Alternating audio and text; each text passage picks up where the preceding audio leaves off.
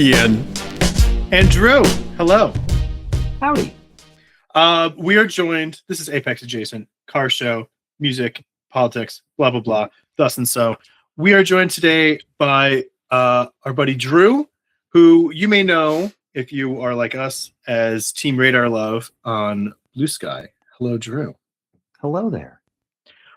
We have been mutuals on the socials for a very long time. I think going back to Weird Car Twitter days, and now on Blue Sky because of like the whole Nazi porn thing, but we haven't really spoken to each other on a human to human level before. And then you posted some stuff recently that I was like, you know what, we should chat. So, welcome. Can you explain to the people your sort of like cornerstone position in Weird Car Bluesky? Oh, I shop for cars. I have been shopping for cars for the better part of, I would say, 40 years now. And I've basically kind of taken that probably to a bit of an extreme. I said some background on me. My first word was car. I learned what the colors were by the classified ads in the newspaper on Sundays because they came in color. So I've been in the game for a while. It's now a crutch where as long as I'm constantly shopping for cars, I'm not buying cars and flipping out because I'm always looking for the next thing. That was going to be my next question. Because shopping and buying are two different things. No, like the cars that I've ended up with for the most part have landed in my universe, and it's like an overwhelming desire to purchase, and it just overcomes me, and you kind of like black out and you like wake up and it's like, oh, I own a Roadmaster now. That one came to me via DM from a good buddy on a Discord, and it was literally like, hey, you might be interested in this. It was literally on a train the next weekend. So sometimes the spirit overcomes you. I bought a Vigan in much the similar fashion. So everybody should do that. Like all this, like, oh, go get a PPI, go put an Excel sheet together and figure out what you want to. No, don't do any of that. Go like take your brain out of the equation and buy it with your heart. Come on. Oh boy. Okay. So yeah, I think you and Ian are way more similar because when I bought the car that we'll touch base on in a little bit here, there was a spreadsheet. It was shared with people. It was a whole thing. Okay. Yeah. So okay, and I don't want to push us too far, but like we got to talk about your spreadsheet because like I have a list. I have two lists. I've written a Post-it note. I threw the Post-it note away because I was thinking too much about it, and then I rewrote another Post-it note, and then I went and drove most of those cars in a single day. And now there are new additions to that Post-it note based on several bits of feedback. So I have to ask, what on earth was on your spreadsheet that you had that I can go ahead and add to a third Post-it note? So my spreadsheet, this is going to be the most boring version of such a great question for me when we're supposed to be interviewing you, Drew. So fuck off. First off, welcome to our show.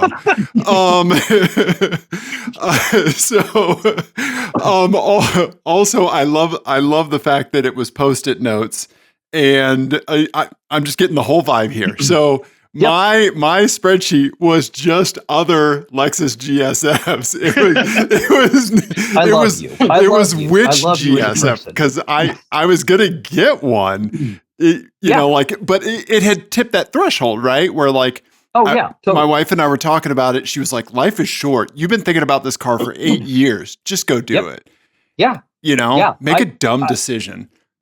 That's okay. But here's the thing. That is not a dumb decision. That was, of all the cars that I've driven over the course of the last few years, I don't recall getting in one that was more of a surprise than that one in particular. I mean, I haven't driven an F product before, full disclosure. I've driven Lexuses before. I owned a 100 series for a little while, and I would, remarkable build quality, fantastic, sedate, not exactly kind of scintillating in any way. And I remember getting in the GSF and thinking, oh, this is like, I remember sitting down and thinking, like, this is every bit as Japanese as the Giulia is Italian. Like the way it feels, the way it drove, the way it sounds. Like the infotainment was not nearly as bad as I was expecting it to be. It was like this is a unique way to interact with an extraordinarily special car. The right noises, the right sounds, the right yeah, it is. That was the shocker of the group. I was going in expecting like I didn't even have that batting cleanup. I was like, I had that sandwich between what I thought my favorites would be. Okay. And that one immediately sticks out. That is such a special thing. Yeah, let's back up and explain, because so I reached out to you after you posted this, and I put it in the Talk About Stave if you want. Yeah, I have it pulled up here. Let me share it here. Okay. Yep. So Dave recently bought, for the listeners, Dave just recently bought a GSF, and then you posted that you were doing you said, today was educational, and you had a picture of a Julia, a Chevy SS, which I'm very curious to hear about, a GSF, and then is this a CT4 Blackwing? Yes, CT4V Blackwing. Yeah. So the question that I asked myself was, if I had a set number of dollars to spend on a vehicle and I wanted something, I've got a couple of dogs, and that's about it in terms of my responsibilities. Like, what would I get that had 4 doors that was in this price range? And when you actually sit down and go through the mental math of, okay, what all is in this segment that you could get, it's an embarrassment of riches. Like, there are some really spectacular items to take a look at. So I've spent some time with an SS. I spent a long weekend with an SS a couple years ago. The Julia, the CT4V, and the GSF, that's all brand new to me, but basically, if an M5 or an RS6 don't really do anything for you, and like anything past the E39 doesn't really do a lot for me, there's some really weird stuff in here. Just bizarre. Like, how do we even? I don't quote me on this, but I believe that the only reason why we had the Chevy SS was some like labor dispute between Holden and General Motors headquarters, where they said, hey, you're going to export some percentage of these. Right. And so basically, like, we randomly wound up with what is maybe one of the best sports sedans in the last 20 years. Yeah. Just on a whim. Yeah. I mean, look at that thing. It looks like a rental car. There's nothing like, it is the biggest dude magnet on earth. Like, if you absolutely want to be completely ignored, except for the one time that you run into a gas station with somebody who knows what it is, and you're going to spend half an hour talking about it, like, this is the car for you. Yeah. Right. Yeah. And I mean, I've seen these on the road a couple of times. Yeah. And both times I was like convinced it was a Malibu. Yeah. Yeah. Wait, that's not. Yeah, there was a movie with Dax Shepard. I can't even remember the name of it. I don't know if it's worth remembering the name of it, but there was a scene where there's a car chase with a Chevy SS, and then blows up at the end, and you can tell when they blow it up, they're blowing up a Malibu.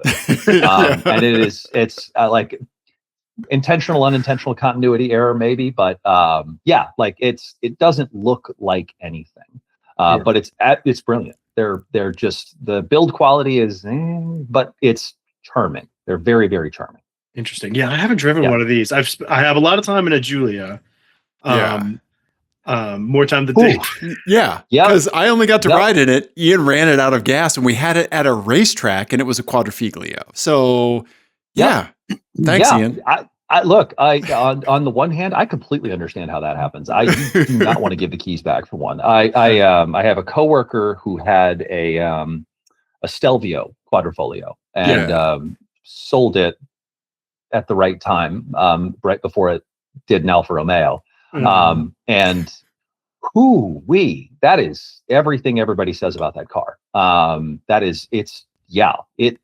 It feels alive, which is probably a warranty issue, but like, it does feel alive. Yeah. I mean, even the base model does, right? Like, yeah.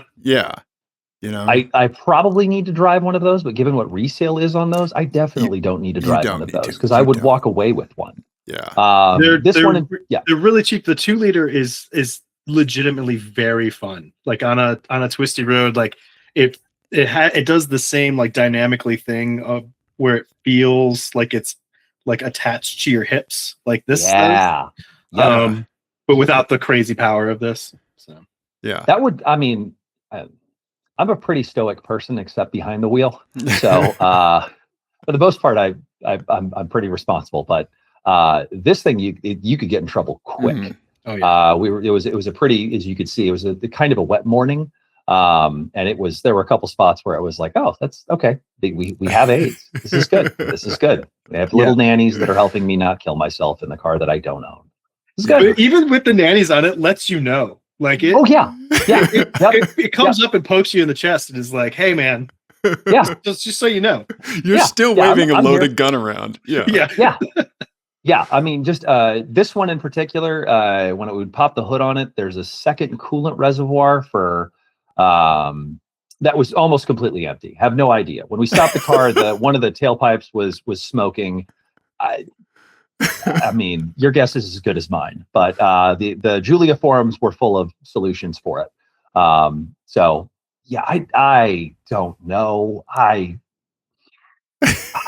I'm ready to get hurt. I'm ready to have my heart broken. That might be the one to do it. Burn bright, man. Right? Yeah. Look, if you're going to go out, life is short. We don't have a lot of time. I want to know what your morning looked like when you were like, I'm going to drive these 4 cars today. Like, what was? Give us this some. Was basically a fever dream. Like, I was sick at the time. And it was kind of like I need something to power through this. So I got searching. Like, I figured if I was going to go test driving, I'd like to drive stuff back to back.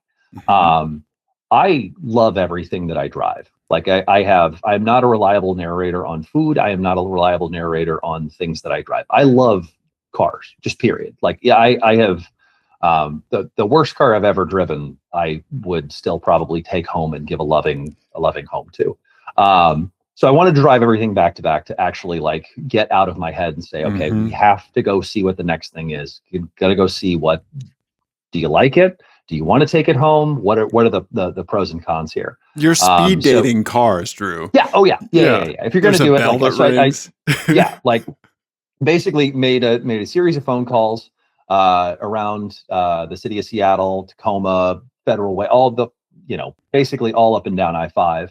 And found a series of cars that I think, okay, this would be a fun collection to go take a look at and go get an honest appraisal on. So I think what's not pictured here is there was also an E63 wagon that was thrown in the mix. Oh. Okay. So I've got a little bit of experience with an E63 wagon too, but the Julia, the GSF, and the CT4V were all brand new to me. Okay. Yeah, and gosh, I will be entirely honest. If you took home any one of those 4, you did great. You made the right choice for you. You cannot go wrong. You really can't. Yeah. There's no such thing as the best car. There's the right car for you. Right. And like best paper wise doesn't always mean it is the best car for you, right? No, no. Aston Martin exists. Like there is like there is no such thing as like on paper is irrelevant. It doesn't matter. Right. There's stuff that's going to be a great retort to that. Aston Martin exists. Yeah, they're. Okay. I've loved every Aston Martin that I've ever driven, and they're all just like parts bin specials. And you kind of it's like it feels like one of those highlights games where you're looking at it and you're like, okay, where's the parts? I know this is in something. Yeah, this is an AC switch. Over. Yeah. Yep. Right. Yep. Okay. But those cars are also greater than the sum of their parts, right? Like they have a feel to them. Oh yeah, no, they're like, I think more than anything, the older that I get, like I used to be the kid that was like, the C6 Z06 can go around the Nürburgring in 7 minutes and 42 seconds, but the CR1 is going to be faster. And it just like, I love that kid. I've made peace with him. Like it's kind of how it makes you feel. I think like the first time I drove a bone stock Miata, it was like this revelatory experience of, this is great. I've driven special things. I've driven expensive things. I bought this car for $350 and it is like, it makes me feel like a billionaire. This is unbelievable. Yeah. I love that. Okay. Yeah. Now I want to take a little tangent here because you said something that made me think about something, which is, so you are, as we've established, a Denzian of the internet. Now, we talked about this as like kind of like a dating thing, but as we know, like when you get married, you don't just marry the person, you also marry into the family. Oh, yep. Which one of these 4 online families that you will be spending a lot of time with on the forums do you think would be the best? So the dirty secret here is that I'm a Corvette owner, and I've been a Corvette owner for years. Okay. So I know self-loathing like you wouldn't believe. I am acutely aware of how to be a part of a fan base that is kind of miserable. I love Corvette owners. Corvette owners are great. They're wonderful. Like, they're delightful. Yeah. They're old, dying. But of these, and for audio only listeners, we should tell you that Drew is not wearing any Corvette apparel, unless like maybe you just boxers that we can't see. The tattoos. Like, I do not have Corvette tattoos. That is not. I have not taken things that far yet. Okay, it's just a New Balance tattoo. Gosh, these four. Like, I almost feel like the GSF. If you were marrying into the family, the GSF might be your best choice, just because I hear the least about these in terms of a performance sedan, and like, to me, that's the. Am I a hipster? Is that what this is? I might be an automotive hipster. That may be what you knew about like, it before school. Yeah. Like, going back and looking at the reviews of these things, and everybody's like, well, it's slower than an M5. But it's but in 10 years, it's slower than an M5, but it's fantastic. But I mean, I kind of feel like you are in a very, very special club, especially from, I think in terms of like imports, there were 2,000 of these things? Yeah, 2,400. Yeah. Yeah. Okay. So we're like, the unit of measurement that I use in my head is the F40. I think we had about 1,200 F40s that were ever made. So that's like 2 F40s.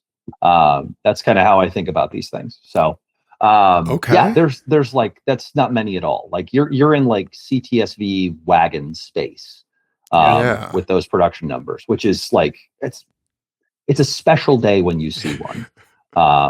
Yeah. And like, there's not a bad color to get them in. The interior is wonderful. They drive great. That engine, everybody's right about that engine. That is so great. That is special. It's so weird. It's so good. I have to ask, did you drive it in eco mode when you had it? Oh, no. Oh, yeah. No, this one's got an aftermarket exhaust on it. And it's like, so does mine. It was, I mean. Yeah. I have to tell you, eco mode is the weirdest thing in it because it almost turns it into an LS. It's crazy. That's cheating. Come on. I know, right? Like, it's almost too good, right? Yeah. But then you can still kick it over to manual and blip everything, or just go sport plus when you want to get wild. It's a whole thing. Driving this thing makes me think that like all-time greatest top 5 two-car garage solutions is this in an LFA. Like, this car is just. I am absolutely convinced that if you needed to do 1,000 miles today, you could do it. And I think on a back road, it'd be a riot. Yeah. It's a ton of fun. It's big, but it's sharp. Yeah. It's a wild car. Yeah. And you're with wild competition here. Like, I have not driven a CTS V or the V-line Cadillac. I've driven the standards and really like them. You've driven the standards too, right, Ian? Yeah, I have, but I've not driven a V ever. Any of them. Back in the day, the first sedan that I ever bought was a first-gen CTSV wagon. Bought it with a whole bunch of miles on it, and it was a bit of a mess. But just a lovely little science project. Like, this is I'm a GM apologist. I love everything they do. They're like, I don't think they throw any pitches down the middle of the plate. Like, it's either absolutely spectacular or just a miserable failure. Like, it's like the company that brought you the GM diesel's the same one that is out here bringing you the ZR1. None of that makes sense. Like, none of that makes sense. Like, sure. Yeah. This is wonderful. Like, the V, the Blackwing, everything that they've done. This is BMW. This is what, if you can draw a straight line from an E39 M5, close your eyes and get in V products, that's what it is. It's fantastic steering, great powertrain. It's great. And Q is dead. They killed Q. Q is dead, and we shouldn't talk about it anymore, because that single-handedly, I think, sank the ATS-V and prior CTS-V products. Ugh. Right. You're talking about the infotainment Oh yeah, it's the worst thing on earth. It is just a heinous thing to interact with. If you were to like drill a TI-83 calculator onto the dashboard, it would be a much simpler and more logical user interface. Yeah, I love that. I think it's the only one that's been worse that I've seen in like around that same era was the Infinity. The Infinity one was truly awful. That bad? No. You had 3 screens. You had 2 screens in the middle. You had 1 in the gauge cluster. You could do some things on all of them, some things on none of them. It was some were like you could do the same thing on 2 different screens in 2 different menus. You could get to the same feature. And then some other things were 1 screen only. It was a fucking mess. There's a reason that you haven't intersected with one of these, because I think like there's been like a guardian angel, like a car guardian angel keeping you away from these in your life. So this is dangerous because, and just maybe collectively we can work this out. This is therapy now. How do we feel about the first gen FX 35 and 45 right now? So I had a 2006 M45. So I went M45, 2008 LS GSF. Of course you own a GSF. Of course you do. Right? Yes. You understand they built none of these, and this is oh yeah. What a phenomenal, what a wild looking car. And Dave's back into fast sedans was weird too, because he was a front wheel drive boy. He was a Saab guy before all of that. And then how did you come to own the M45? I don't even remember. Like, how did you land on that? Were you just searching for stuff with a V8 and you just happened to find that? It was back when I was going into the office every day. My wife and I were still new in our relationship, and we were living apart on opposite sides of Denver. And I was spending tons of time in the car, and an automatic transmission and 335 Nissan horsepower sounded pretty rad, right? Yeah. Oh, yeah. Know? I mean, and golly, I mean, the M all the way through was just a spectacular looking car. I mean, like lightly brutalist. It's like a brutalist iMac. I don't know. Yeah. It looks intentional. Yeah. Yeah. Kind of like a Subaru Legacy, but not. Yeah, but exactly. But different enough, right? Yeah. It's a Legacy that did its postdoc. Yeah. Right. Yeah. Yeah. So I became a V8 sedan, Japanese like luxury sedan enthusiast. Like I always knew that was a thing, and it was like, oh no, like once I had the M45, it was great, and it was like, oh well, I'm just buying an LS after this, because I will go to the mat saying that LS is the greatest sedan ever made, period. Okay. Yeah. So have you read Pursuit of Perfection? No, I have not. Okay. You two, and maybe whoever's listening to this, are the only people that I can actually recommend this book to, because it is, if you're not in this world, if you like, it might be the driest thing you've ever read, but if you're in this world, it's the most fascinating bit of development that I've ever read. Pursuit of Perfection, Relentless Pursuit. Okay. Maybe it's Relentless Pursuit. I should probably. That's okay. Relentless Pursuit of Perfection. There we go. Okay. Yes. Yeah. Okay. It is. I think Relentless Pursuit. There's a book. It is. I don't know where you would even get a copy of this book. I think I got a used copy off of bookshop.org, and it is phenomenal. Like the development of the LS, everything that you've ever like heard or read about it is like it's not hyperbole. They did everything. They bought a house in California. They sent people to California to go like evaluate how Californians live. Like it's an SNL skit. They like this is the most bubble era car of all bubble era cars. Their design mandate was go make the best car that's ever existed. Which sure, okay, yeah, totally. And then they kind of did. Yeah. It's like I will own one of those before I die. Just to like, I feel like knowing the background behind it, you would get in one and just think this is the most well-built thing on planet Earth. Like this, when this thing landed in the 90s, it just had to be, I mean, There's nothing like it. Right? Yeah. I cannot imagine like what it would have been like to to have that just thrust into the market. Like, if you were Mercedes at that time, like, holy shit. Yeah. The W140 S-Class. I love W140s. I like anything, basically the pre-merger AMG era. I am happy to speak chassis codes.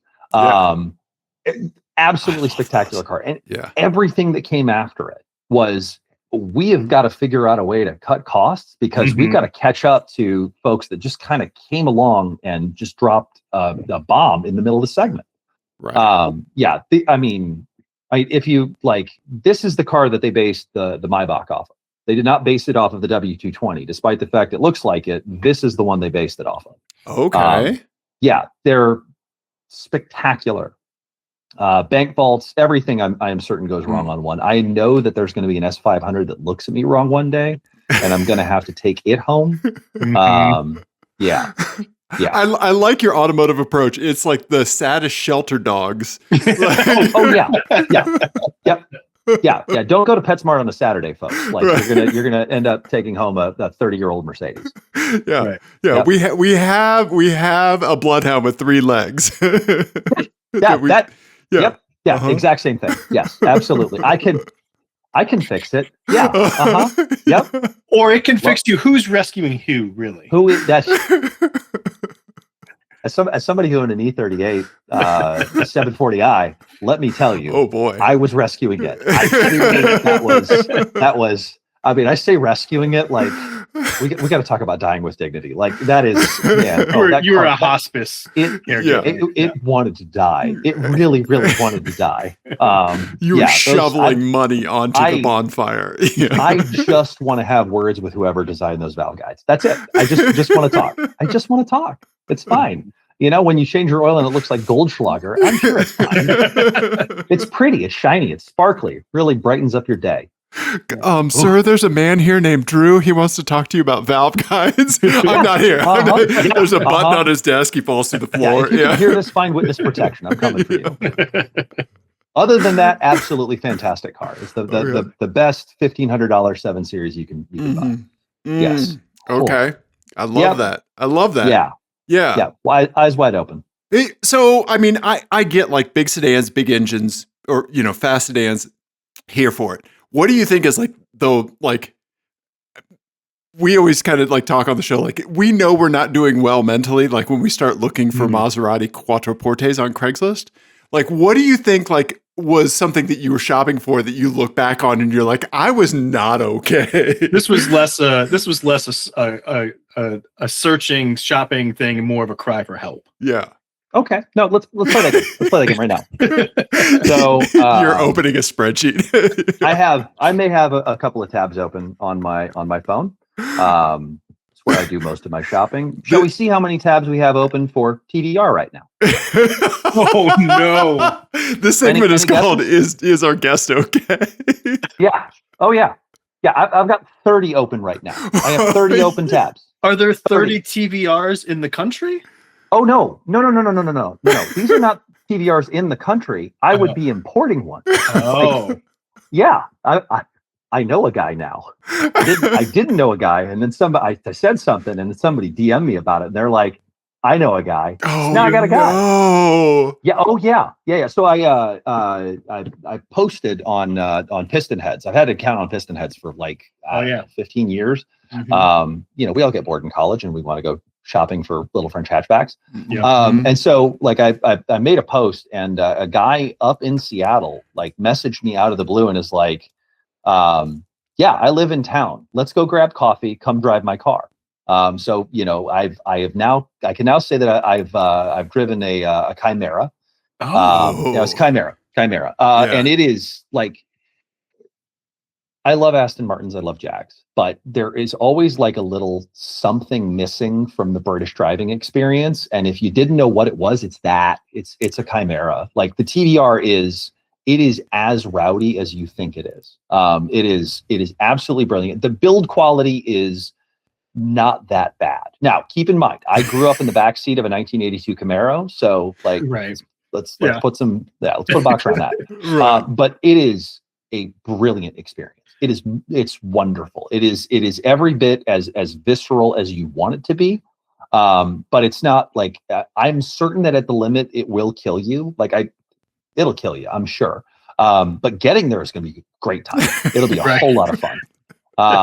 And like, for the most part, it's really strange because you talk to TVR owners, and for the most part, they will tell you, like, when they came out of the factory, they were about as bad as they were ever going to be.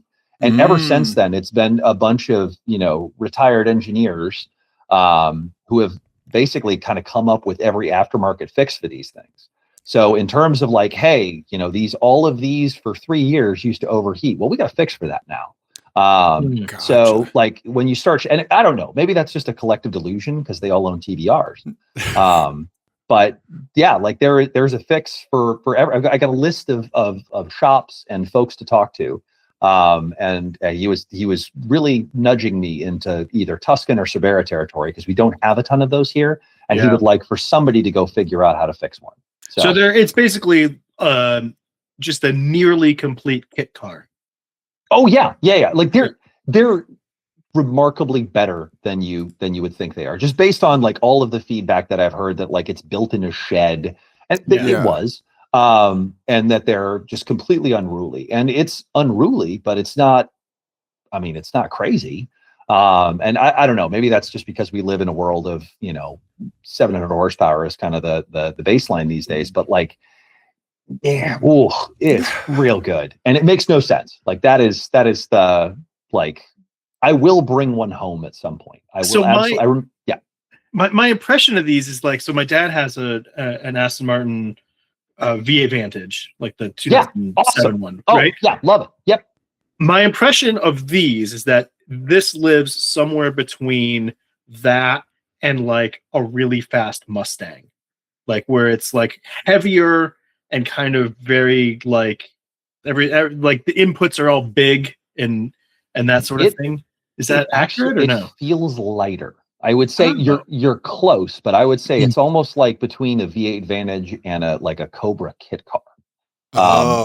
Is like I adore the V8 Vantage. I think the V8 Vantage, like if you could hear the sound of my voice, go buy a V8 Vantage. They're like they're absolutely brilliant to look at. They're a lot of fun to drive, and they eat miles. But the V8 Vantage is geared a little bit more toward a GT relative to what the Cervera is. Like at least the Chimera is. I imagine that the Cervera is a little bit, from what I understand, they're a little bit easier to live with.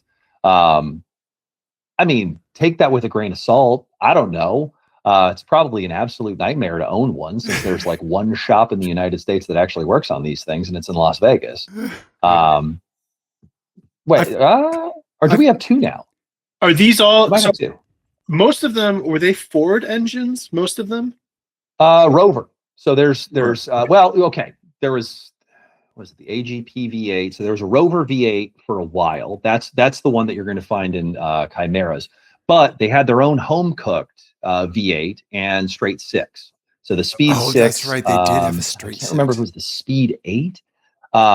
Which, like, sure, yeah, absolutely. Homebrew your own engine. Have a great day. Why not? What could go wrong? Right. Small British automaker.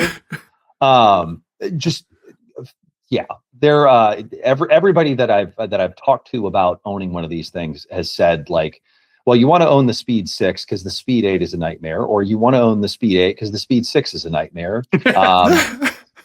But I mean, for the most part, it sounds like a lot of the stuff has been worked out. So take that with a grain of salt. This, to me, I'm getting like vibes that this is like the arch Linux of cars.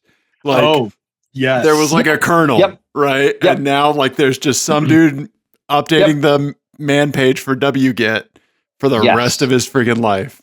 On the money. Okay. Okay. Yep. Yeah. This is a car for somebody who really wants to work on their car. Okay. Yeah. Yeah. But I mean, I saw one of these in an automobile magazine, I think when I was maybe 12 years old or 13 years old. I got to work the math on it. They were in Gran Turismo as well. Yeah. Was it GT2? I think these were in. I mean, monsters. And after having now driven one, they are absolutely monsters. Like in period. Oh goodness. yeah, this thing would turn and burn. Yeah, it'd keep up with the C4 no problem. So would this be a replacement for the Corvette? Yeah, I don't know about that. That Corvette, I'm probably going to die. I love that car. I love my Corvette. I love my C6. I bought it.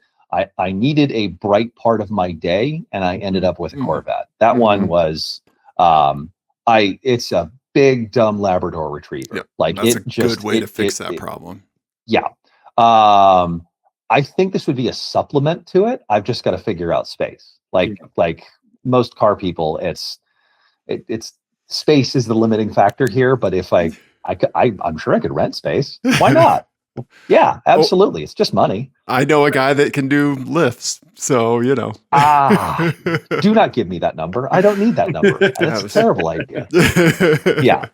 I think that the Corvette will be with me one way or another. Whether or not we're in a second car that can do everything, or I just need a third car sort of situation. My partner has developed quite the affinity for the Suzuki Jimny at this point. Oh yeah. She is absolutely correct. They are quite marvelous. And so if you've ever found yourself in a garage trying to figure out what you could fit in a garage long enough to fit a Roadmaster with a Jimny. So that last weekend I was driving a 106 GTI that one of the local Seattle importers brought in, because I think I could fit two of those in that spot. Okay.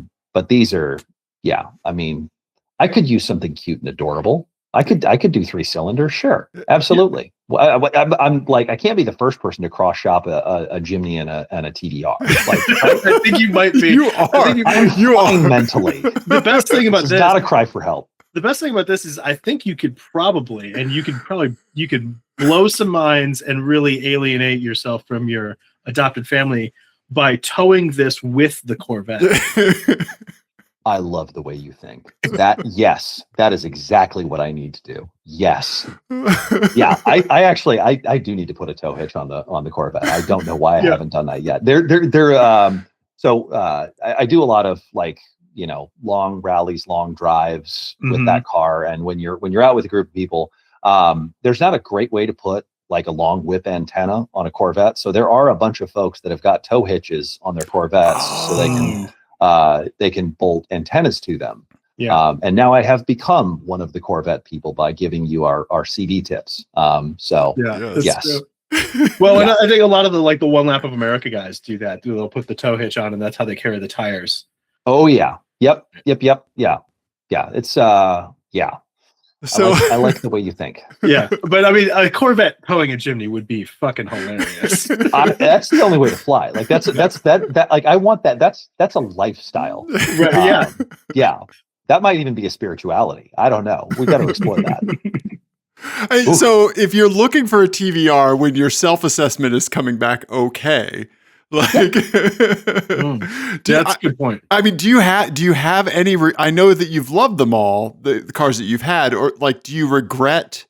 What are the ones that got away? What are the ones that kind of give us that maybe I shouldn't have, but I'm going to make the best of it. Give us that kind of topology of your experience. So we're going to have a moment here. You and me are going to share one, and I apologize if this is we're now shared trauma, but for about 48 hours, I owned a 1986 Staub 900S. Okay.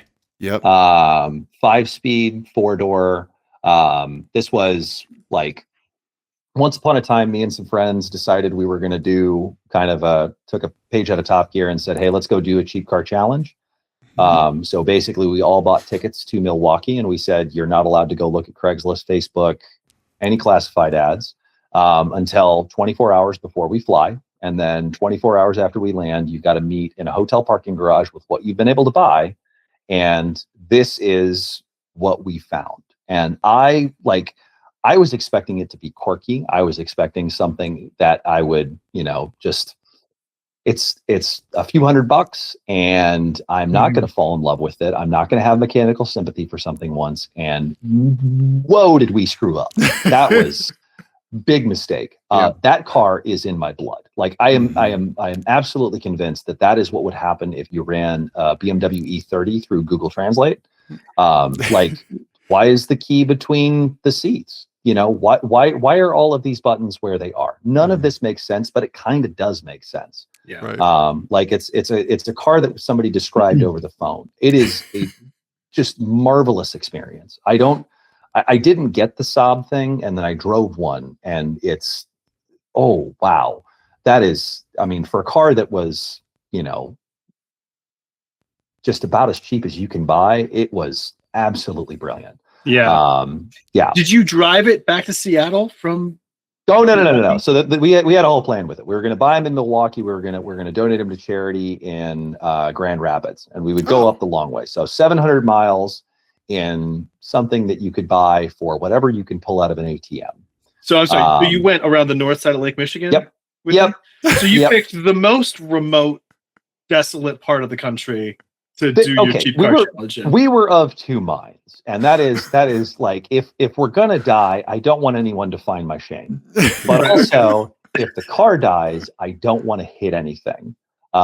So we're thinking this would be somewhat remote. Also, it's Michigan in the summer, so you know, what are you gonna do? Yeah. So I think we obviously, from a love standpoint, I think we won. I think the other participants, there was a 2001 Volvo S80. Yeah. List price was $800. They could only pull 400 out of the ATM, and the guy said, "Get it off my property, and I'll take it." Oh, wow. That was an indication. Yeah.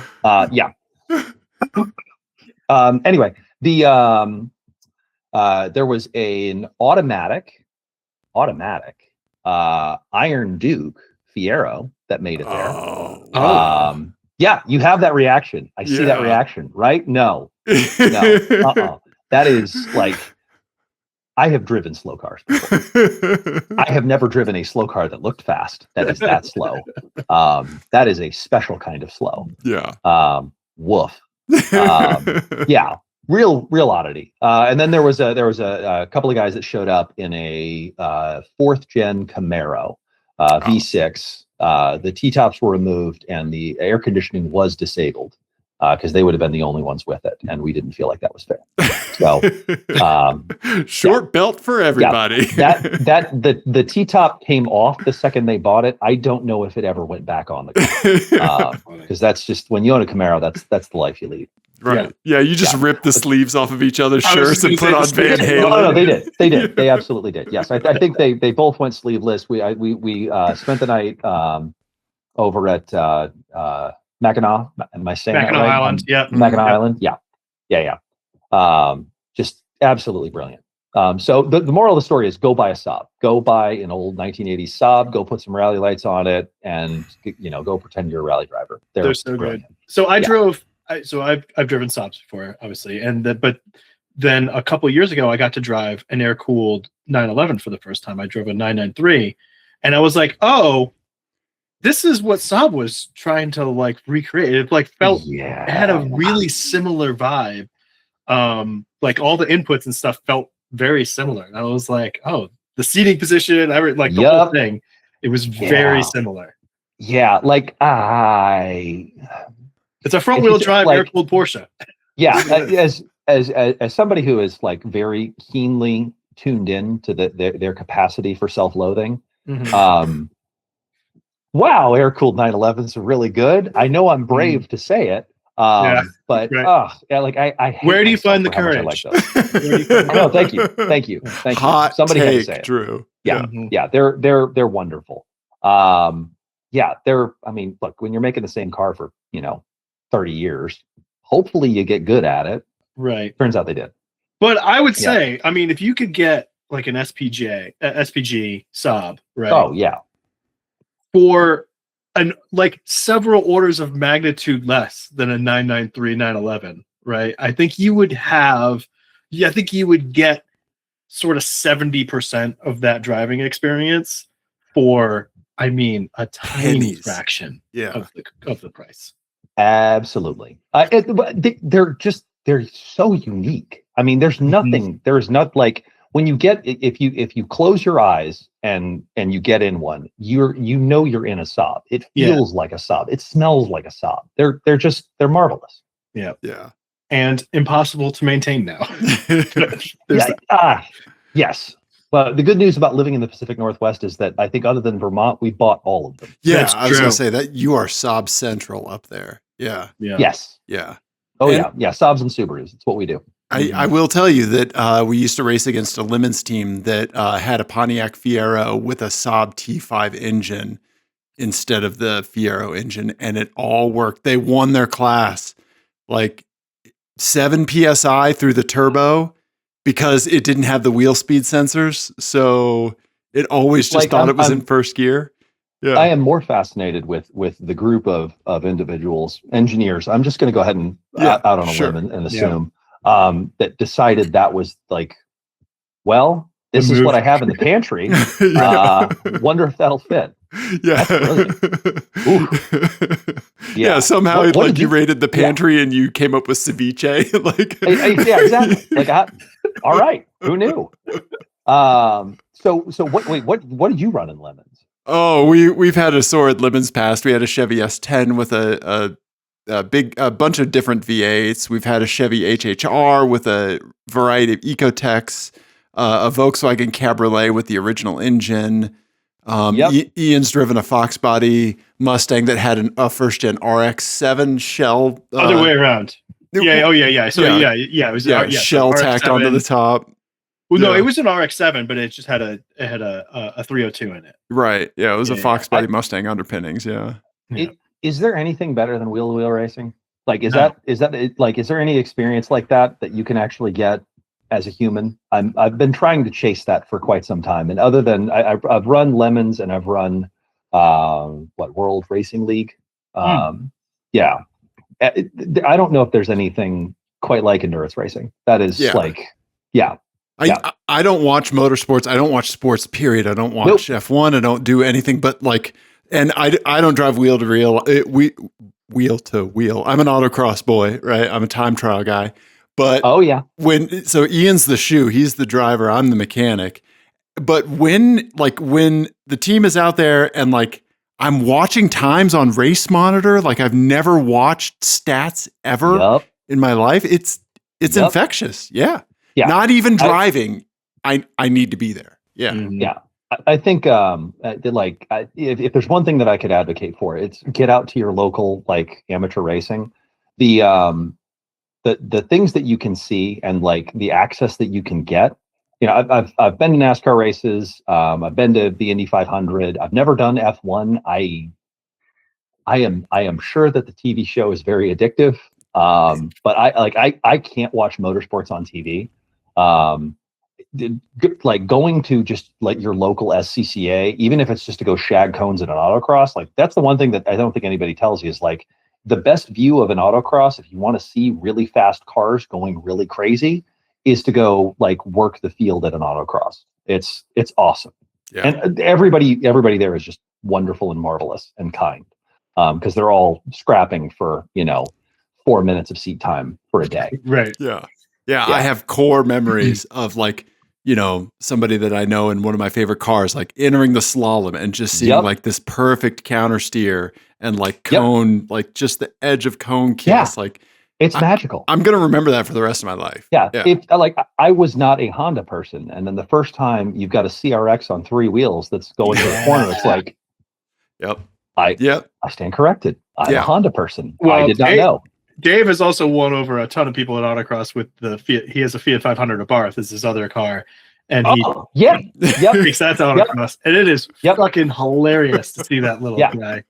Yeah, I mean, look, we talk about how notable the BMW burble tune and the the WRX sounds or VQ, but we really need to in terms of memorable exhaust notes in a good way, that Abarth is so good. Top 10 exhaust note, period. Absolutely. I think that one of those is going to be responsible for giving me whiplash one of these days, because you just hear it and it's that's marvelous.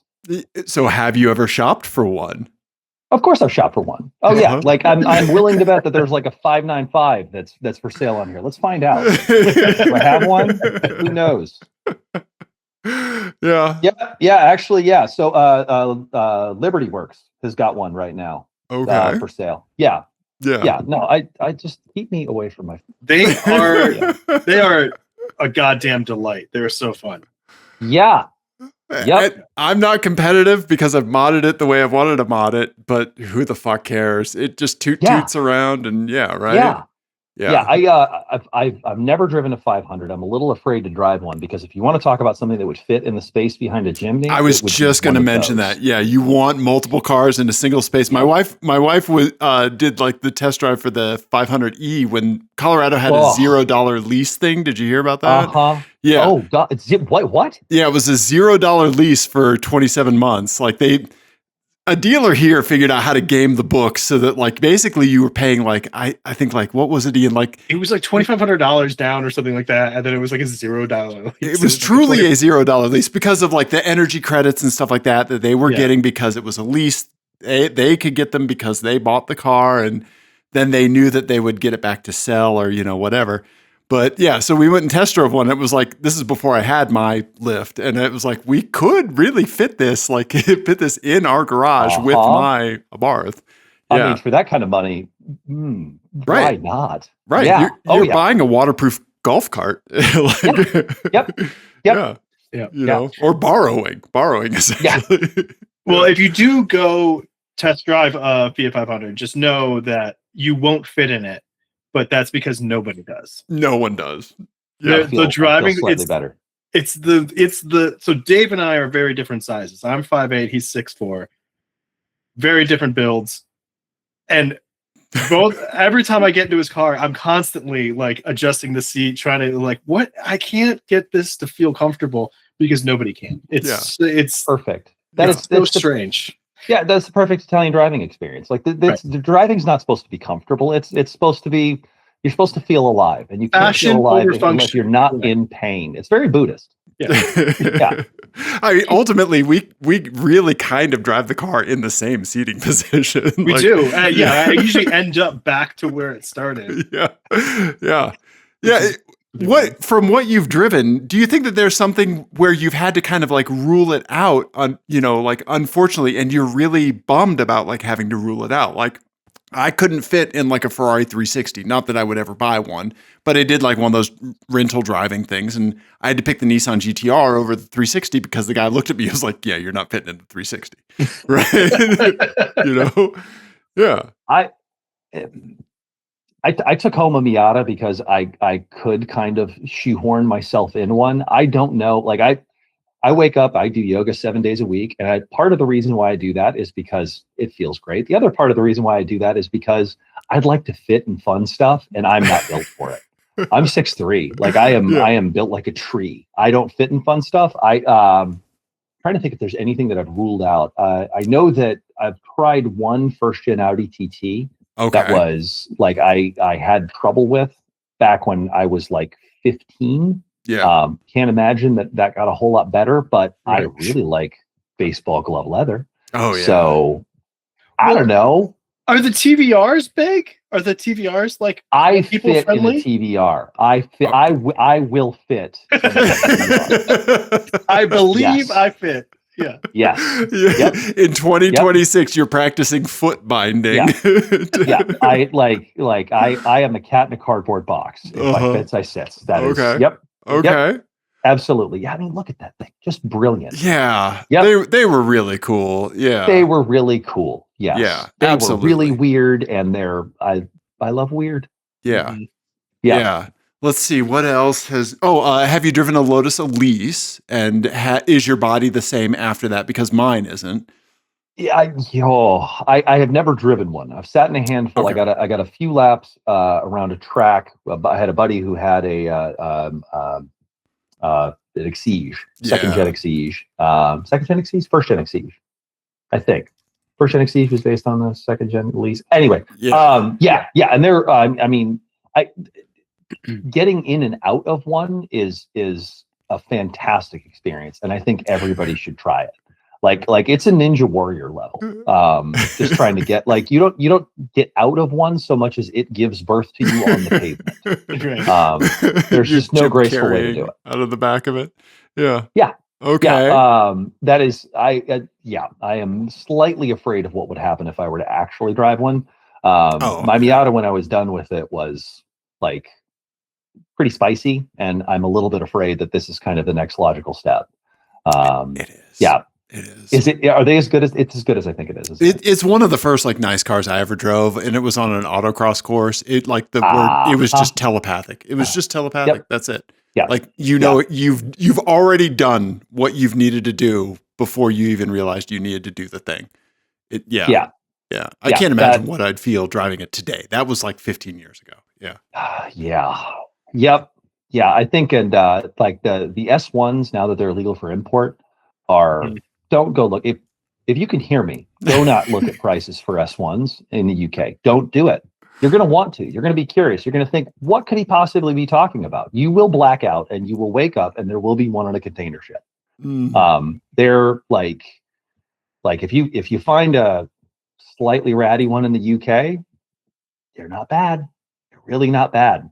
Now that everybody has kind of mastered the K-swap in these things, now you can just throw a Honda motor in it and be done with it. Okay. Don't do that. Don't do that. Or do that. I don't know. Call me. Slide into Drew's DMs. I'll go in with you on a shipping container. I got a TBR to bring home. Let's talk. Just stack them. Yeah. No, this makes me think of something that Ian says about his Volkswagen R32 is that like the thing about like he's not going to give it up because he's more stubborn than that is hard, right? And I feel like you're taking this approach to like your impending TVR purchase. We're just going to go ahead and call it what it is. Let's call it what it is. Let's be honest. We can be honest with each other here. Yeah. What are Mark 5, Mark 6? What do you got? I have a Mark 4 R32. Oh, you have my favorite one. Yeah. Yes. But my first track day, there was a, I don't know what you even call that blue, but I remember that absolutely spectacular blue R32. And I just remember thinking, this is all you need. This is the daily. This is the track car. You could do everything with this. And I do. Yeah. It's my mountain car. It's my it's my kid hauler. Yep. It's my track car. Yeah, it does. It's a Swiss Army knife, and it's several shades of red. Yeah, perfect. Yep. And a little ratty.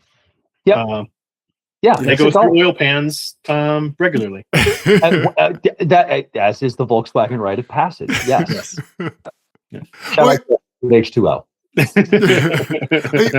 What have you had something that you've modified that you wish you hadn't modified, like or like had a modification that was like a super everything. Like you're okay. Anything that I've ever modified at some point in time, I'm like, well, that was a mistake. The Corvette right now is too stiff, too loud. It's just right. Like it is on a great day. It is like there is just nothing like it. All of the inputs are heavy. The shifter is clunky and deliberate, but it's a Corvette. Like it's supposed to feel like you are driving a mech with analog steering. Like it's fantastic.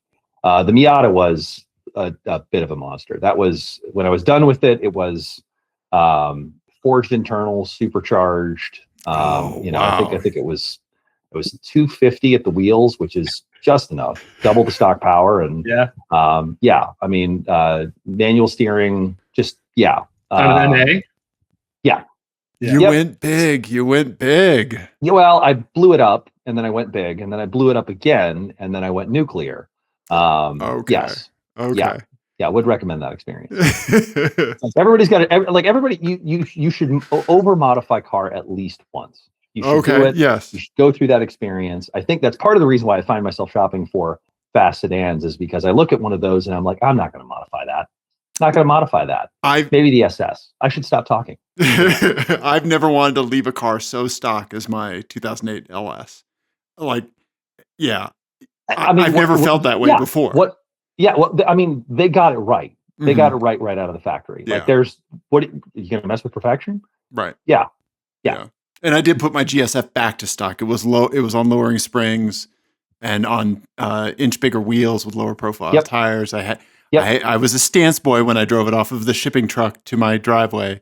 Nothing wrong with that. All respect to all of our friends who are out there laying frame, static or otherwise. Yep. But put it back to stock. Yeah. But that is, and that thing is so cool. Such a cool car. Oh, have you driven the IS 500?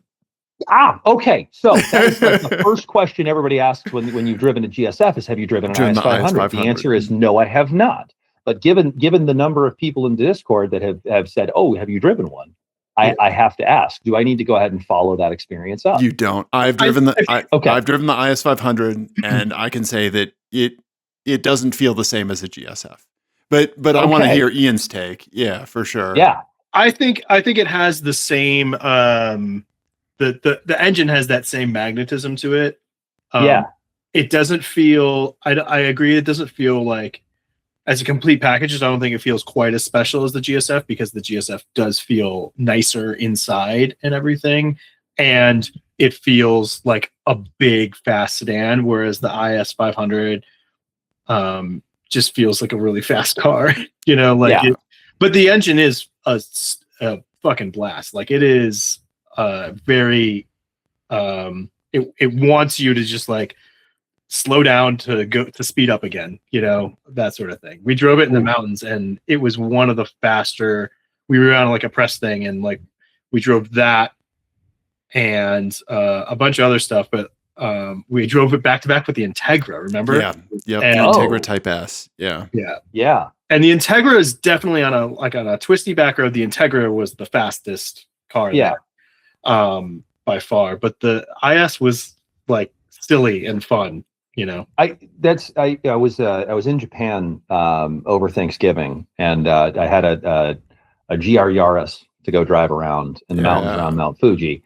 And I remember we stopped at a little spot and ended up pulling out behind a guy in a fully Tom's kitted IS 500, and it was like we made it 2 corners and he was gone. That I was a little bit surprised that thing was like, I knew they were quick, but woof, that is just wild package. I think if I remember right, we did scare the Lexus rep a little bit with that car, right? Like they were riding along with us, and it was really easy to kind of lose track of how much fun you were having in that car. Like, it wants you to be a moron, like that's what it provokes. That is, I mean, there is no greater gift a car can give you than a moment of just a temporary loss of consciousness and sanity. Yes, absolutely. Yeah. That's an expensive gift, potentially. I like the GSF. I kind of wonder just how many IS 500s are roaming around in the US. I am curious, because every time I see, what I think is an IS 500, I turn around and it's, some F line or what is that? F Sport. F Sport. Thank you. F Sport. F Sport. Yep. I don't think I've ever seen one in the wild. I bet you have. You just didn't notice it. That's the thing about it, right? Yep. Yeah. That may be the benefit. Yeah. The GSF, you definitely that's a GSF. I know that line, like that body kit is subtle and sharp. Yeah. Now, so we had a wild experience watching the IS 500 disappear from the rear view mirror while Ian was driving. And I want to know if you play in this space at all. Mercedes-Benz ML 550 AMG on a mountain back road, and Ian very tight, tiny road. Ian dropped them like a sack of potatoes. But like, so give us like your whole take on like the big, powerful SUV space and like curiosity there. And if it's not your thing, that's cool. That's cool. No. I would say I'm curious about them. I am definitely curious. In my brain, I understand that mass exists. I understand that it, like, if I am looking for the single defining factor of any vehicle, it's going to be mass. And so I do not understand, ever since the ML55 came out, how exactly we have overcome that. I think I remember the first time that I saw it with, I don't know, 3rd gen, 4th gen, whatever. The X5s that came out, where it's like the stock tires on this are like 315s. Yeah. Yeah. But I do remember back in, must have been 2012, I think. I was doing was out on a spirited drive with with my Corvette, and I remember there was a guy there that showed up in the then brand new X5M. Mm-hmm. And I remember like dropping out of a corner. We were keeping pace, and it was like, it's the scene in Star Wars where there's a Star Destroyer that just drops out of hyperspace, and it is behind you and it is on you. That is like, I'm large SUV curious. I am large, like this generation SUV, where it's like that will bankrupt you. Like I'm looking at that, and like that is like Great Recession era, and it will take you right back to it. That is ruin. I am curious about what that is to drive. So I think I can answer this because we've had a couple of experiences in big, fast SUVs, because we also did like track day with this is a while ago. It was a long time ago. Like was it a Durango SRT? SRT. Oh, okay. Yep. And it was the same thing with the ML63, the AMG, where like it is super fun to make something that big go fast. Yep. Like once or twice, but it's not like it's a different experience than a sports car. Like it's a different category even. It's more of like it's less of a thing you go to do to enjoy than like a, hey, watch what I can do. It's like a feat of strength, right? Yeah. And it's everybody should go out on Bourbon Street and forget your name at least once. Right. Once. You can do it once. Right. You should go do that. I would never own one, but I am curious about the experience. I think I look at something like an Escalade V and I think that's antisocial. Like, sounds great. Not for me. Absolutely not for me. And honestly, so driving that Mercedes, that was my takeaway was like, I feel like a total asshole in this thing. Yeah. And then I drove it like one, but still, like it was, you feel very conspicuous. And then when you arrive at a corner that you have to brake for, you again feel very conspicuous. Yeah. I'm about to introduce myself to the agriculture around here. Yep. You've arrived on the scene. You continue to arrive far deeper than you think you should. I know. So I will say, I think the only one that I'm really curious about, I know Brabus V12 swapped a handful of first gen MLs. Which is real silly. 7.2 liter ML. Yeah. So they I think what is it, the M120, I think, that they put in one of these. So if you want a Pagani motor in your ML, just know somebody did that. I don't know why, but somebody did do it. A Pagani motor in a car that was co-built by Chrysler. It's a Pagani motor in like if you want the cheapest AMG product on planet Earth, go to your local Craigslist and type in ML55. You can find one for like $3,000. Now imagine they put a Pagani motor in that. Great idea. Nothing that could go wrong with that. I drove a CLK 55 AMG several years ago, and I really liked it. And those were it was cheap then, and those are crazy cheap now. And they look great. It's in that like the Peugeot 406 world of like this is a two-door coupe that is just right. Like, it looks like the Cinderella. Apple Mouse. Like yes, exactly. Right? Yeah, absolutely brilliant. Yes. Yeah, everything that came after that was kind of a little clunky, but I am Mercedes curious. I am very Mercedes curious. Okay. With most of these you've been like, yes, I want one of those too. I will try anything once. Like I will absolutely do that. I've arrived at a very like unique place in my life where and this is the part where I get to advocate for policy. My daily driver is my shoes That or the 40 route or the 62 route. My daily driver doesn't exist. I walk everywhere, or I live in a place with enough density where I can actually like use public transit.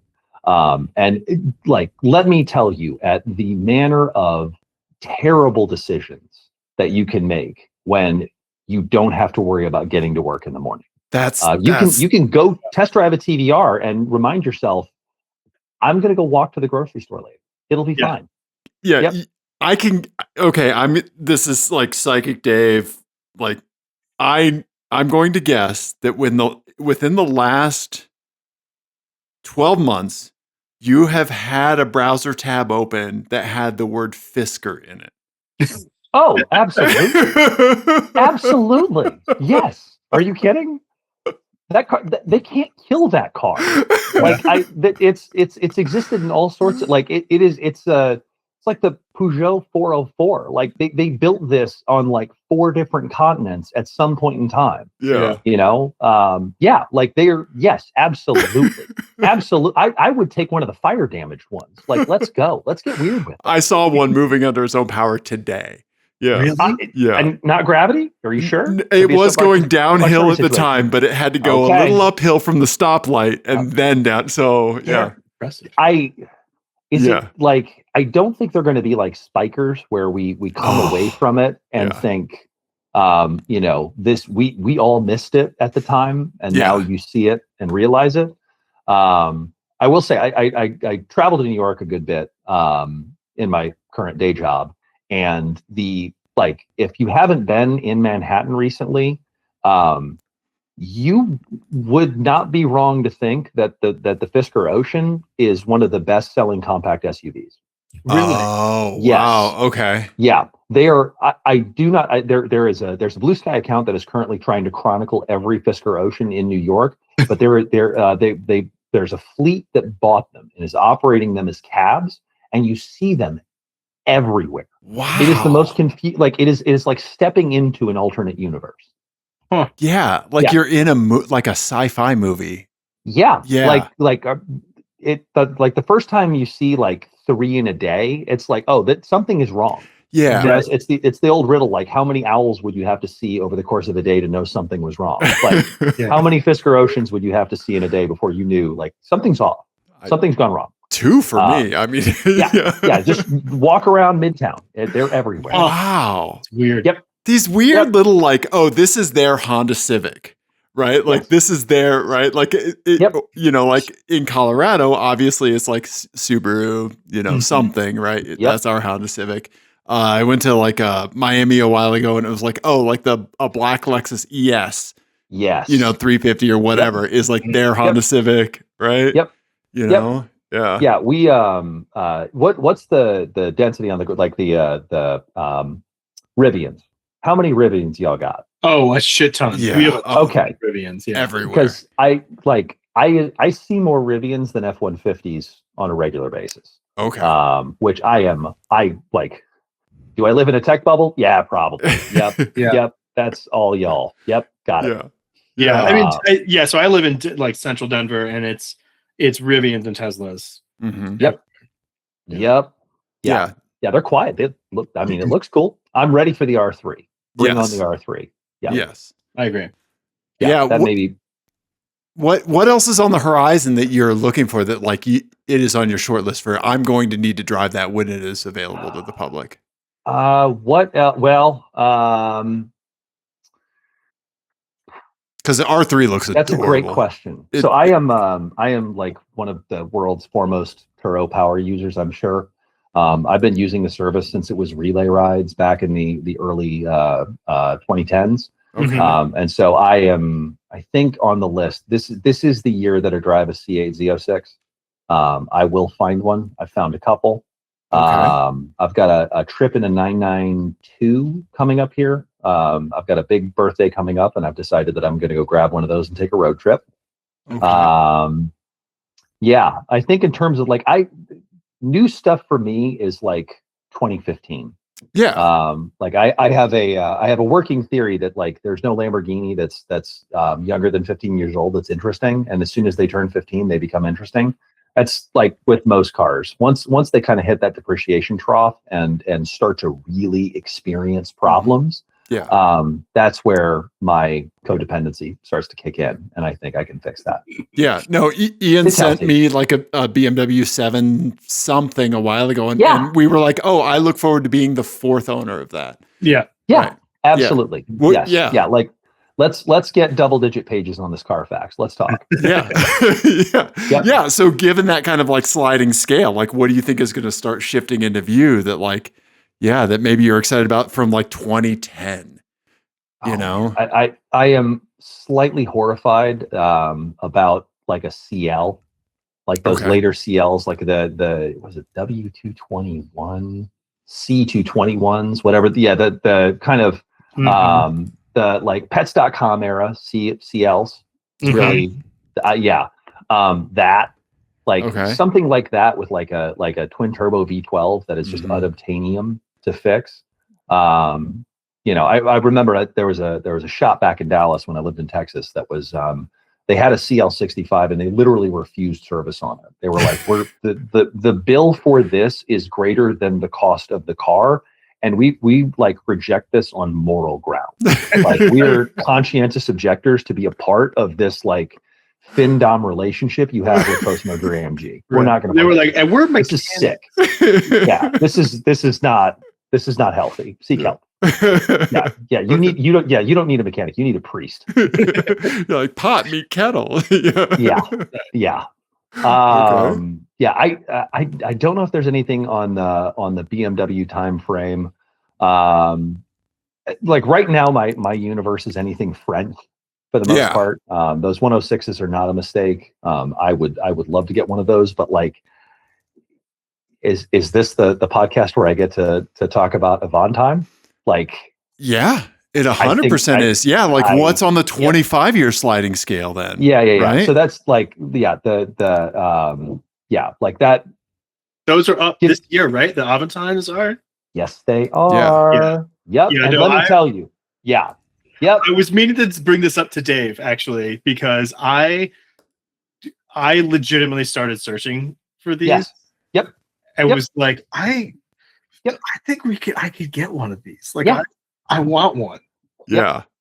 There was one that made its way down from Vancouver to a car show, and I was with a friend, and like,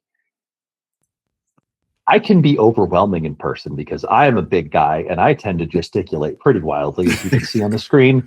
And I don't know if this very kind and polite couple from Canada was that ready that early in the morning for somebody to freak out over a 20-year-old Renault. Right.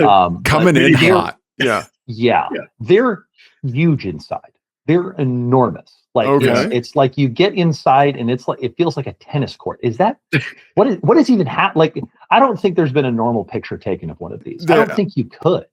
Like none of this makes sense. That shouldn't exist. It looks like the Renault Aventine is the thing that you see in the back of the picture where you go, oh no, that's AI. Absolutely. Yes. Yeah. AI can never take the job of the Renault Aventine designer. You just can't. Right. Like this, there's like, why does this exist? Who needs, like, the doors are super cool, by the way. Like the way they open and the way that inner panel there kind of opens out slightly. They kind of cantilever, like, so it's not hinge thing. I don't know about this. Okay. No, this is some like it's kind of some real subtle Koenigsegg stuff, that double helical sort of thing. But they open because like the doors are a football field long, so they kind of pop out and then open. We created a problem and then we created a complex solution to solve it. Gotcha. Yeah, we're French. I love it. We're not the manufacturers of the Ford 1996 Thunderbird. You're just going to open the door into the next car, no matter what. Yeah, the logo is clearly placed on the front of the car. You know what you're buying. Wow. Yeah, I was really thinking, like, if this was all-wheel drive, I could sell my wife on this being like a mountain car. 100%. Yep. Right. Yeah, it's got decent clearance. It's like, it is the sunroof in it is huge. Yeah. Like, It is extremely open. Yeah, like Ian, I will go halvesies with you. Like, we can get Montana plates. Right. Yeah. Okay. They're brilliant. I am certain that it drives like a 2004 Renault does, which is to say, not necessarily inspiring. That being said, the Clio V6 is, I think, also coming up this year. I was going to say Clio V6. Yeah. Also, look, there's no B pillar on the Renault. Yeah. No, it's short for B pillar. Yeah. Yep. It's the best. I imagine it's so flop. It's got to be so flop. It's got to drive like an 80s Chrysler minivan is what I imagine. I think you could best describe the chassis rigidity as al dente. Yeah. Right. Yeah. Okay. Yeah. Yes, there is. Yeah. So Renault Clio V6 rear engine buddy. That's got to be something. Yeah, you're curious about. The history on those is super fascinating too. Yeah. I did not realize that TWR did the engineering on those, and as a TWR diehard. If you're not familiar with the stuff that TWR has worked on over the course of the years, it's kind of interesting, to say the least. Still cut jag. You keep scrolling and let's get to the Swedish stuff, because there's something in here that you will recognize. Oh, well, the XJ220, of course. Oh, okay. Yeah. Oh, the Volvo 850 touring car. They were the ones that campaigned the Volvo long route. So the one that you know. Yeah. That was apparently, it was a conversation they had getting like off of an airplane, was actually the wagon has better aerodynamics than the sedan does. Yes. I love it. Sure. Yep. Okay. Yeah. And then they got super involved in like Australian touring cars. So the name lives on down there. Yeah. Oh yeah. I mean, look at that. Right. Yeah. Right. That's the perfect sedan. That like BTCC stance from the late 90s. That is, that's yes. Please. Absolutely. Yeah. Yep. I'm a little terrified to drive one. Oh, I'm sure. Yeah. Yep. Yeah. There used to be a British Touring Car Championship liveried one, but it was like half liveried in this neighborhood across the street from this garage I used to take my M45 to. I don't know the story about it. It's one of like my unsolved mysteries in my head. It's still there, Dave. Is it really? Yeah, because my kid does gymnastics over there now. And it's still in that neighborhood. I still see it every week. Yeah. If you can hear this, I would like to meet you. Right. I have cash. Let's talk. Yeah. Yeah. We need to leave a note. Yeah. Yeah. Yeah. Wow. Yeah. Those bricks are yes, please. They're so cool. Absolutely. Yeah. One of my dreams, real quick, is a Peugeot 206. Because I was a huge Gil Panizzi rally fan. Yes. Yep. If you're ever having a bad day, go and look the what was it? Rally Catalina. Was Panizzi? Yeah. Where he did the donut on the that is like. That was it. Yeah. Was it We've talked about that on the show several times. We both love, when Speed Channel or whatever was showing WRC, that was like just the best way to watch motorsport ever. Yes. And that era was so good. Like Speed Vision WRC, when it's like 11 o'clock at night and it's right. I mean, it's a perfect automotive form right there. I'm going to build one of these someday. I will build a 206. Yeah. Well, now I have something to shop for. Yep. There are a couple of X-Works cars that have popped up. I will say the rally classified ads are very well sorted and just awfully tempting. Don't go there. I'll send them to you. Don't go. And they're street legal, right? I mean, well, that's the crux of rally is that like you got to be able to put a plate on it. Right. I volunteer out at the Olympus Rally up here every once in a while. And like all of those cars have license plates, all of them, like regardless of how much flames they shoot. That is just that's part of it. Yeah. You're having a bad day. Yep. Right. Yep. It lives rent free in my head forever. Panizzi donuts, the best. Yeah. I think about that now as often as I think about the Coachella 2023 closing set.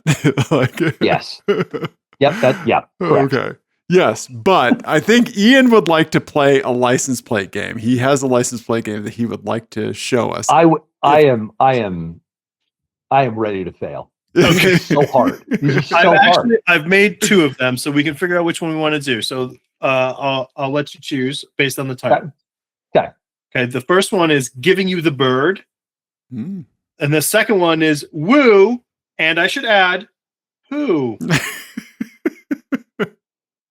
Kind of feeling that second one there. Okay, let's do it. Yep. Let's pour salt right. to this Mamber Jammer. Who. Okay. Yep. Okay. Okay, so Dave has not seen these either. So you guys will be playing together as a team. You got to match the text of the license plate to the car. Okay. You want to describe to people what you see? All right. I feel like there's one trick in here because I immediately so we have, is that Tour X?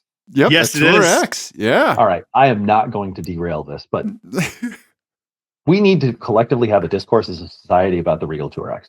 I agree. The bright red Regal Tour X. We've got a what looks like a Boxster GTS. Do I have that right? Yep, I believe so. Okay. We'll do some zoomies and enhancements in a bit. Yep. Yeah. And is that in SQ5, SQ3, SQ5? I believe that's an SQ5. Looks like it. Okay. Yeah. All right. And then the plates that we have to match up are "We having fun," This is willy This is nilly, impossible. Yeah. and wanna play.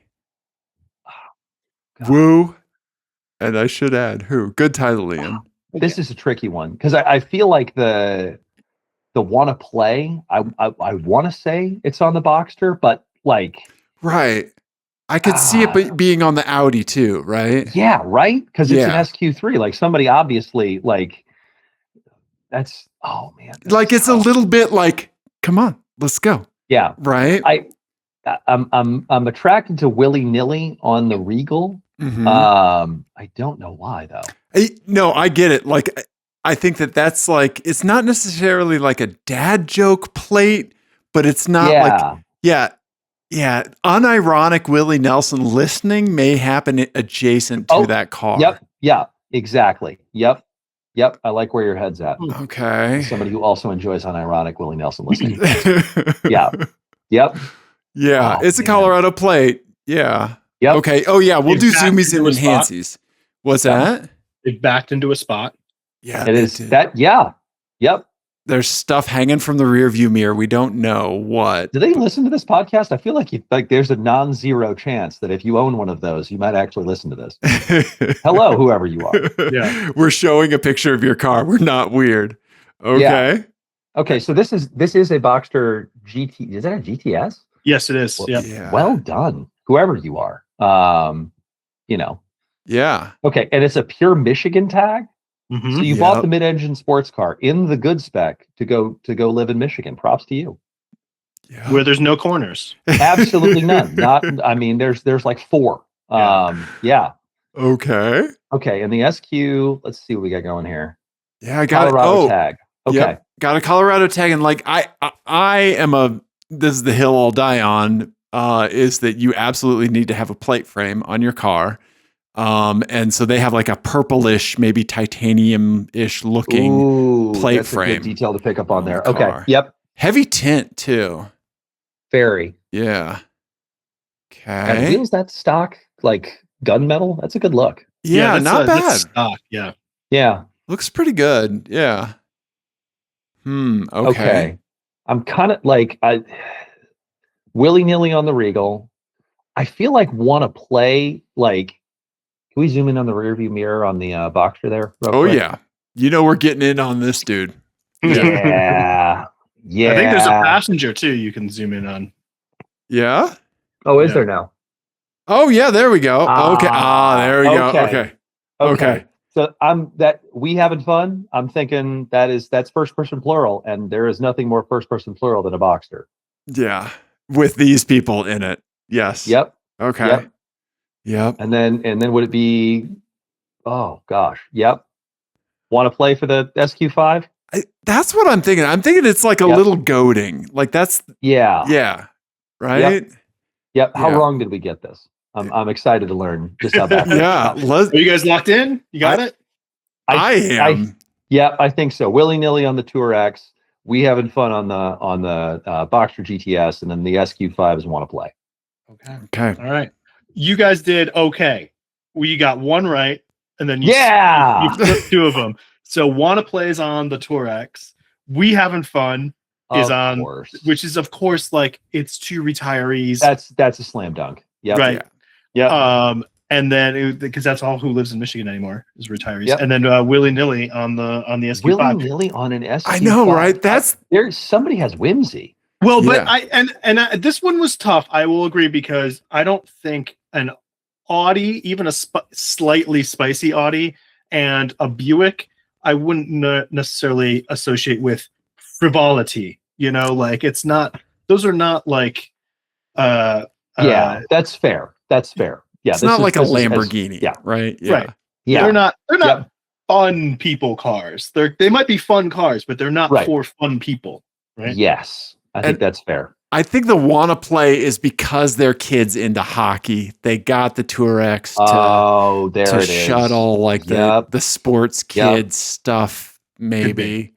Yeah. Right? I don't know. Yeah. That's the story that all right now that I have the answer. But willy-nilly is still, I don't know.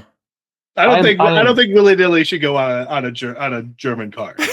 When the Germans go willy-nilly, nobody's happy. No. Yeah, that's nothing. Tonight we will go Willy and we will go nilly. Werner, we're doing both. Let's go meet up at Berghain. Sure. Oh man. Okay. Well good done, stuff. Everybody. That was a good one. These are I listen to these, and this is impossible. Yeah. Yeah. There's some. You get some hard ones. Hard ones. Yep. Yeah. But well done. Well, you did well. Thank you for playing that with us. Yeah. Oh God. Yeah. My pleasure. Yeah. Dave, I think we did a car show. What do you think? Oh man, we did one hell of a car show. I mean, yeah, it was exactly what we needed it to be. We did some therapy with Drew. We did a mental health check. He's looking at TVRs. He is. Yep. he is winking and saying he's okay. Yep. Yeah. He's holding today's newspaper. I am fine. I am okay. Yep. Absolutely. Yep.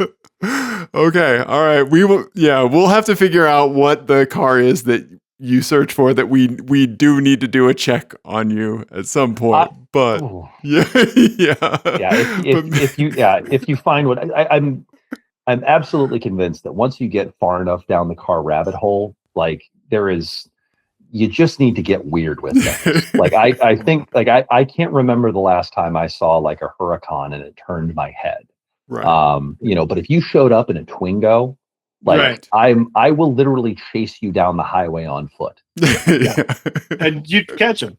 Oh yeah, without question. Yes. Yeah. Meet you next breakdown. Yeah. Well, where should people find you on the Blue Sky? And then are you on other platforms these days? Oh no, it's just Blue Sky. I have successfully curated my social media to where I have one place where I go doom scroll, and that's yep. And the rest of it you will see me on every car classified site under the sun. All right. Well, Drew is Midnight Drifto at the Blue Sky. Team Radar Love is the handle. We are Apex Adjacent. We're also on the Blue Sky and apexadjacent at Gmail.